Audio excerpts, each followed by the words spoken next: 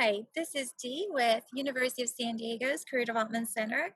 Welcome to Alumni Zoom Trips, a series of pre-recorded interviews with USD alumni experts about how to navigate the long-term impact of COVID-19 on our communities and workplaces. The program is co-hosted with the Office of Alumni Relations.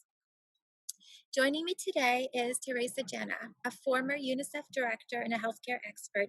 Teresa has over 20 years' experience in project management, business development, organizational planning, compliance, human resources, and information technology. She has directed global health and international development projects in Asia, Africa, Middle East, and Latin America. Key highlights from her career include speaking on health issues for children at dozens of conferences in Asia Pacific, overseeing a network of medical professionals in 22 nations, working beside foreign leaders, and advising on public health and emergency management. Teresa holds a bachelor's degree from USD and a master's in public health care from Tulane University. Teresa, it's wonderful to see you, and thank you Thank you. so much for joining us today. Thanks so much. I'm glad to be here.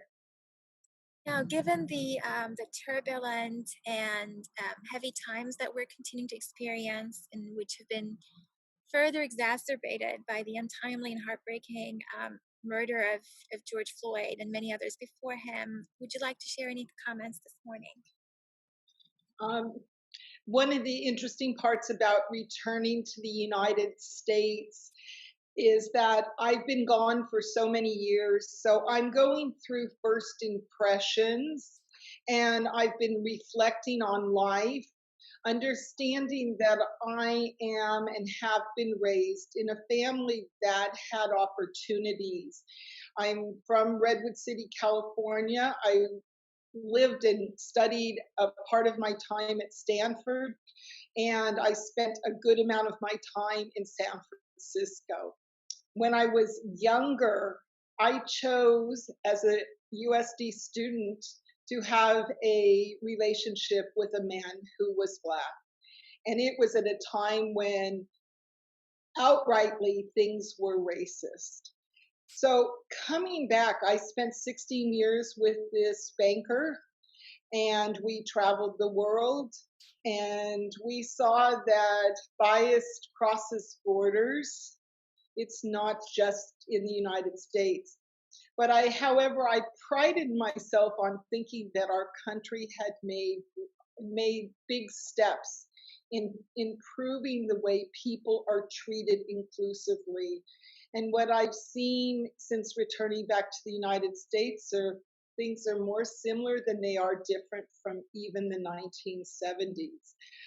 So as a butcher's union daughter who first started volunteering in a community called East Palo Alto, I I've reflected on everything that I've learned through my life. I believe the protests are for a reason. The demonstrators are doing what they need to do. And only is my concern is that the public health of these people is in question now. Masks must be worn by everyone. So I worry that with doing what is right for our community by standing up for the rights of all people of color, at the same time, we may become more infected and there may be more problems. So I actually caution people about going home to their families after demonstrating because there's risk. That's a worry, but I'm watching and I'm learning about America as we are today. So it's a reflective time for me. What are some things that we can do in our own small way to support this movement? I believe that right now, supporting the movement is being open to discussions. Supporting the movement is not judging. It's observing, it's watching, it's listening. Supporting the community is Zoom calls, and it is also going out and demonstrating. And supporting the community is key and critical to the health and safety. Is wear your mask and ask your friends and your family to wear their masks so that all of you are protected. Thanks so much. Thanks so much, Teresa, for sharing your thoughts and your feelings.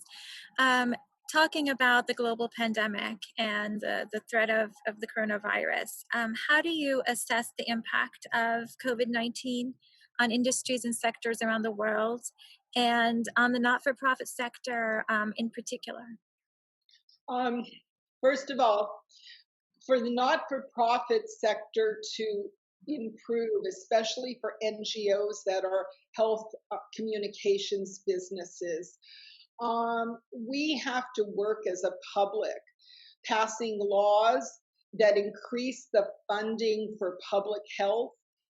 It used to be that we spent $1 to $2 per person back in the 1950s when we were talking about immunization. But over the years, we've decreased the amount of money going into public health, and subsequently, with emergencies, there is not as much knowledge and there's not as much training that's been given in public health to the community on how to respond. I see COVID-19 as being one of the first viruses that we will face.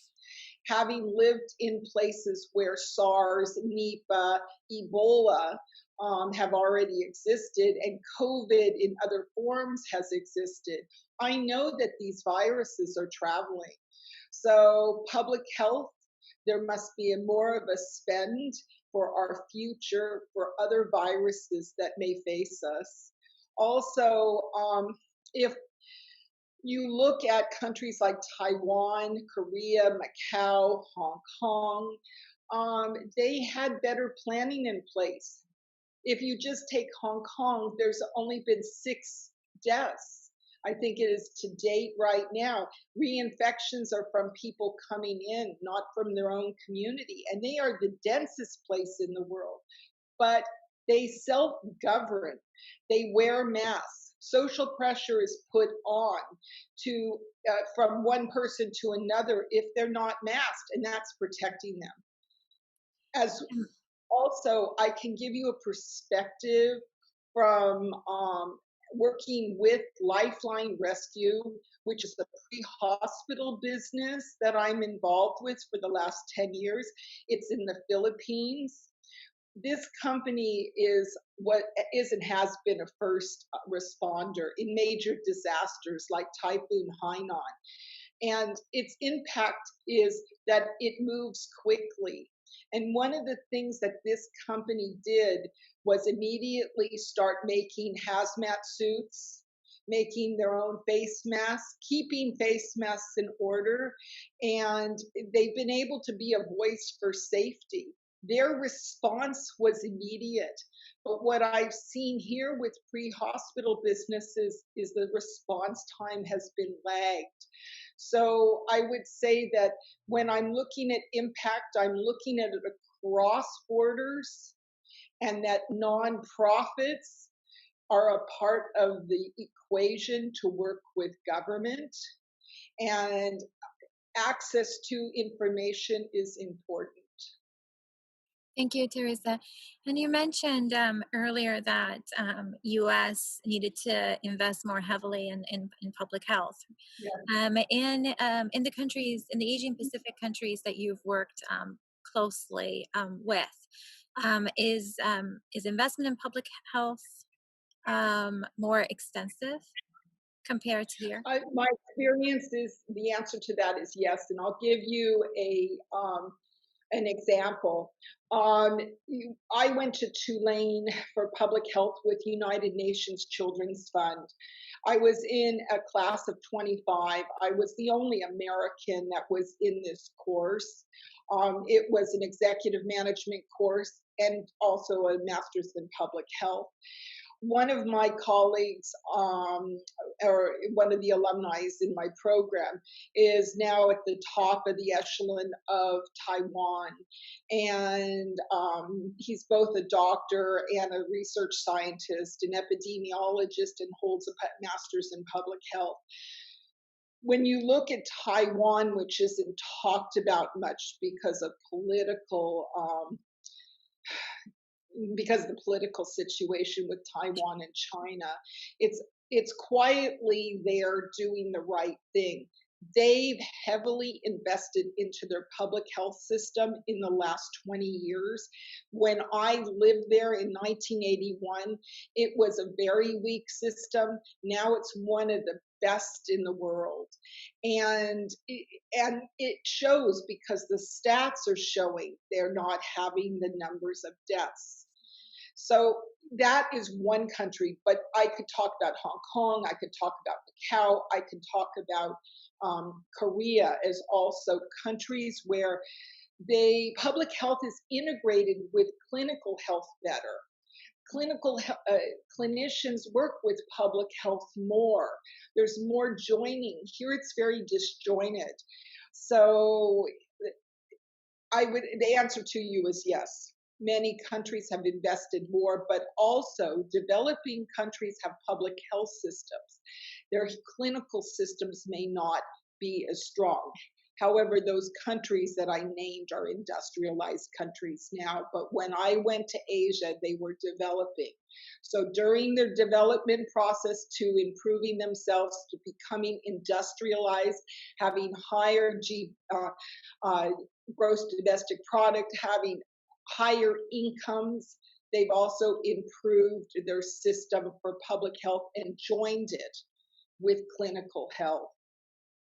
Thank you so much for that information. How do you think the pandemic will affect life in the long term? It's Especially definitely based on your experience with having worked with medical professionals through the SARS and the Ebola crisis and others as well. um, if you ask me about um, this question in terms of the company Lifeline in the Philippines, we believe there will be, as I said before, much more disruptions in the world. And we as a corporation, and I say we because I'm on their advisory now for 10 years and have worked directly inside building up their academy, we see that our corporate ability to communicate effectively in this large urban community, it's the largest in the world of a city space, that it's important that we are always there as active members at government policy meetings, and that we continue to be a voice, and that we strive to immediately act and not hold back. So the pandemic is just another disaster that we have faced. And the Philippines faces the highest numbers of disasters, natural disasters in the world every year. If you ask me this question in the term for America and my own personal and professional life, the pandemic has influenced me in this way: that I'm a woman in business, that I'm a professional, and that I see that in the future, I need to become more proactive and use my voice at policy meetings, at legislative meetings in Sacramento. And with this, this time I've actually been preparing a new business in emergency preparedness. And next week we'll be pitching it to Silicon Valley investors. And it's something that I've been working on for the last 3 years. As I've come back and forth, I've seen gaps. So I think as an American, this pandemic has really affected me personally to look at how I can create an impact here in America. Thank you, Teresa. And that's very inspirational, and best of luck with your Thank pitch. you. Thank you. Um, how how would you advise our new graduates to job hunt amid the current crisis and the economic downturn? Job hunting is very different from the day when I came out of USD. When I graduated at USD, I had 25 job offers to teach special ed immediately when I left USD. It was easy. And I entered the career teaching. And that was my starting point in the professions. Since that time, because I took a very non-traditional journey across the globe, and I did this by consulting and improving upon myself with advanced degrees, including a fellowship at the University of Hong Kong in business at the PhD level. Um, I've seen, I've experienced personally what it's like to be out there job searching or consulting searching. And one of the things that still is important to the search is to become very focused on engaging with people. And this means walking away from doing everything with technology. Now, that means getting involved in community groups, going to chambers of commerce, going and meeting people in the field, calling them up, cold calling. During this pandemic, that's quite difficult, no face to face.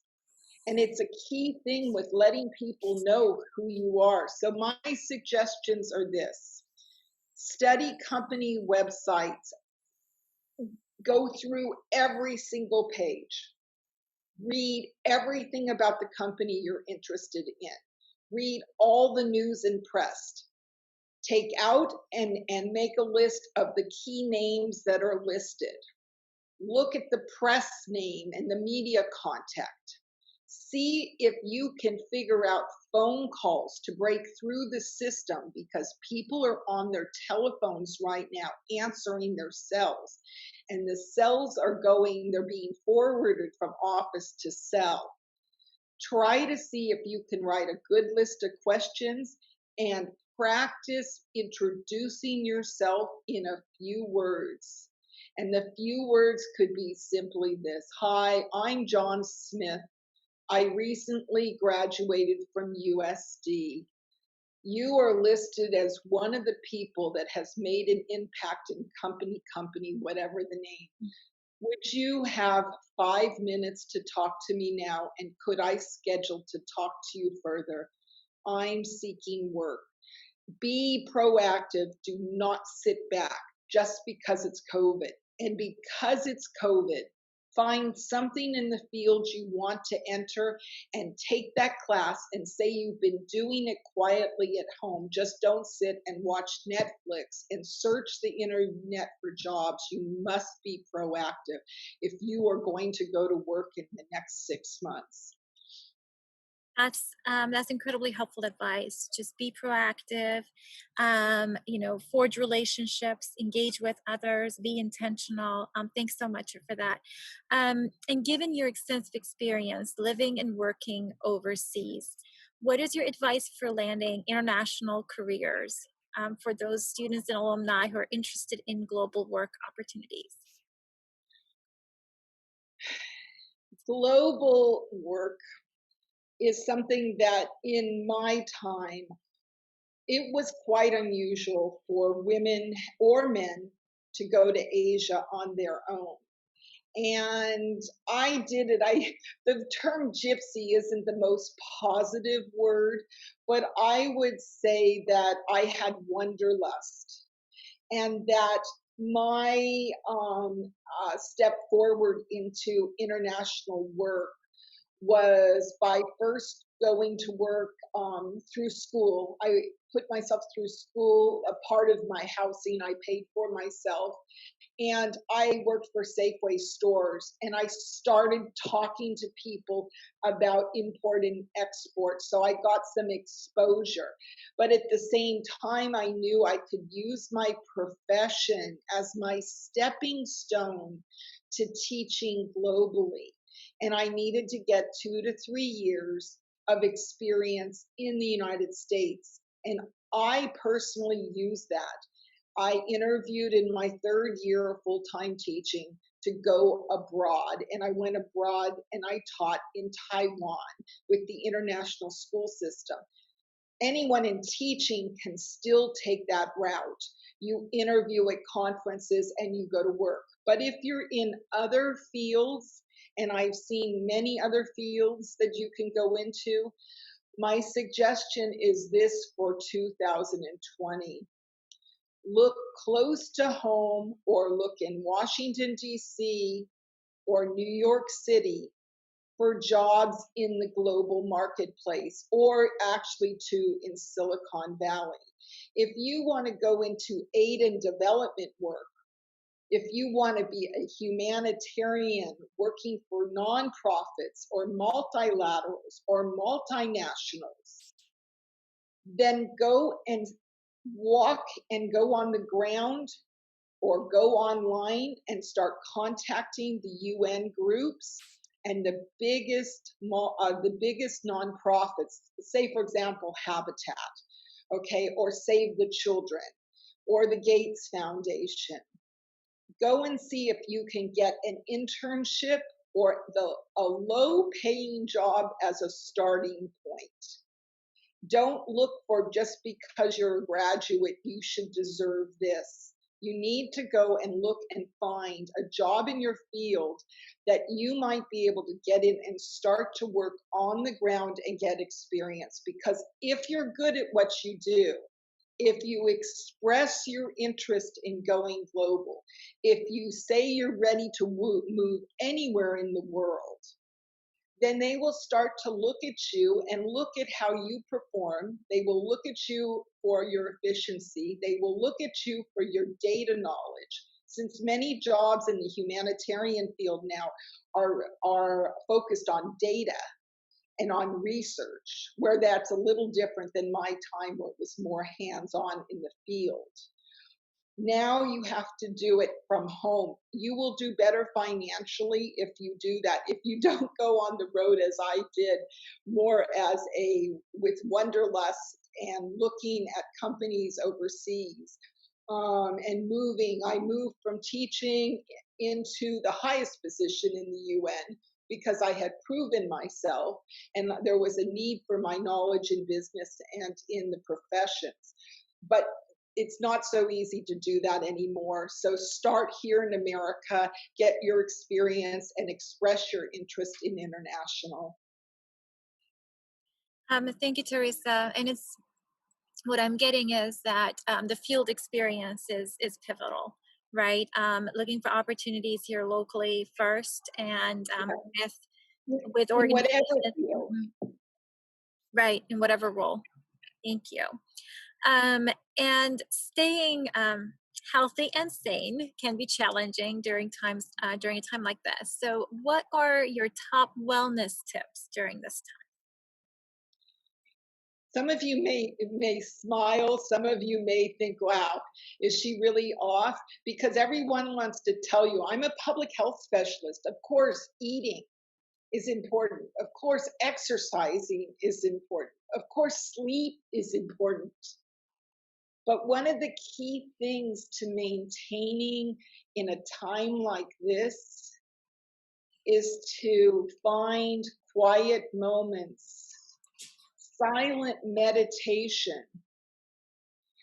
For me, a few hours of silence, no radio, no music, no TV, allows me to focus better than if I'm running the radio, if I'm playing too loud of jazz and soul and music, or if I have the TV in background. You'd be surprised that along with good nutrition, with exercise of walking or doing the things that you love, the other areas of sport, um, that's important. But you need time to focus, and that can start with 5 minutes of silence in the morning when you wake up. Close the door and just be silent. Sit still. And it can be 5 minutes of in your head after that of planning out your day. You will be amazed if you just do it for those few minutes, how you're focused through the day, how you handle stress better, just because you've had those few quiet moments to yourself.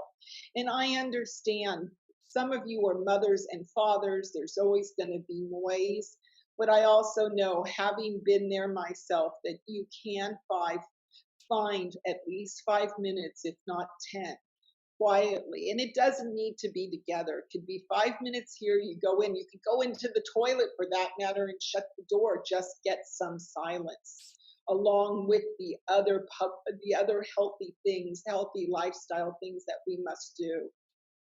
Thank you, Teresa. And can you tell our listeners how your USD degree has prepared you for your current work, and what are keys to success in your field in general? Okay, well, I've been in different fields. I've worked in different industries. I consider myself an engagement expert, and I also consider myself a public-private partnership expert because I bring people together and I put partnerships together in the nonprofits, in government, and in business. So that's where I am after a full career. I thought about this question: what did USD give me? And USD was, I had the normal college experience. I went to all the parties, I lived on the beach, I worked full time, I went to school full time, I played tennis on the team, I went to those lovely lectures that we used to have with the Speakers Bureau. I enjoyed my time, and I still have three close friends from USD. Um, I look back and it was what I considered a fantastic undergraduate time. But what I took with me that has never, ever been forgotten is that at a point where I had to deal with the first time of having a parent seriously ill, I came back to my junior year at USD, and I had registered for a class called To Believe or Not Believe. And it was the class that 100 students took and everybody got an A. And when I returned late, I couldn't take that class. And there was a new professor, and she had just come in as the Dean of Religious Studies, a female back in 1976 or 77. And her name was Dr. Helen D. Titus. And she was a former nun and a professor, and stood out because you did not have female deans of religious studies in Catholic schools. And she looked at me when I came to her and said, "Hey, I need an A, and now I have to take your class, and I'm really upset with taking this class because I can't tell if I'm going to get an A. And you were my easy class," because I had taken science classes. So I had booked in courses Tuesdays and Thursdays, and I had a full schedule. And I thought, oh, this class will be the easy one. I'll take it now. She looked at me and she said to me, "This class isn't going to be easy. I'm not going to guarantee you an A, but I'm going to guarantee you one of the best courses that you will ever have." And she didn't let me down. She became the role model for me.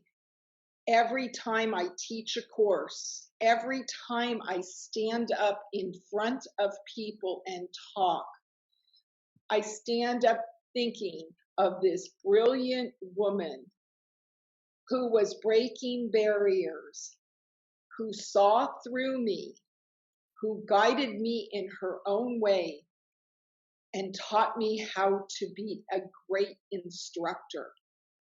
And I don't know if Helen is still living. I just wish I could tell her this, that she to this day stands in my mind's eye as the very best that there can be. And what I did for my project at USD, I still have it. We had a choice to write a paper or do some type of art project. And I quilted a quilt, or I made a quilt, and I drew on it my life's ambitions. And the one thing she said to me was, I know I see this redwood tree that you just designed with everything that you value, but you're much more than this. Your being is to make an impact across this globe. And at that moment, she didn't know I was thinking already to go globally.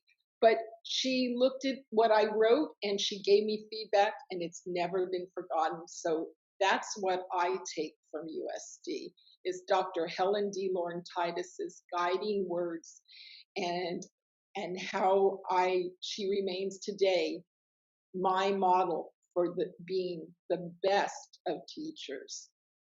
Thank you for sharing that poignant, deeply personal story, Teresa.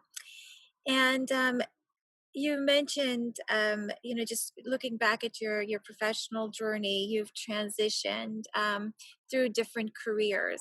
So, for our alumni who are in career transition currently, what top advice would you give them?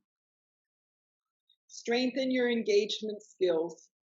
If you're a CFO, if you're an accountant, if you're in engineering, if you're in technical, most of the times people that are in these fields like to be quiet, like to work on their projects, like to work on tasks. But I will tell you that the best people that I've seen in the technical areas, the ones that hold the key to breaking ceilings and making it to the top, are those professionals that are able to engage people. And that means talking story with people. It means not always talking business, not always talking about your field, not always being specific to a conversation. Get to know the art of talking story, as the Hawaiians say. Because if you can step beyond what your actual technical skills are, then you will do better in your career from going from middle management to executive management. Thank you. And then, on a as a sort of final question, I am curious what a typical workday looks like for an international engagement officer. And I'm sure it looks a little bit differently given the current pandemic, but can you walk us through what a Well, typical day at would the moment, sorry to interrupt you, but at the moment, this is a really unusual kind of period. I've always been mobile and global.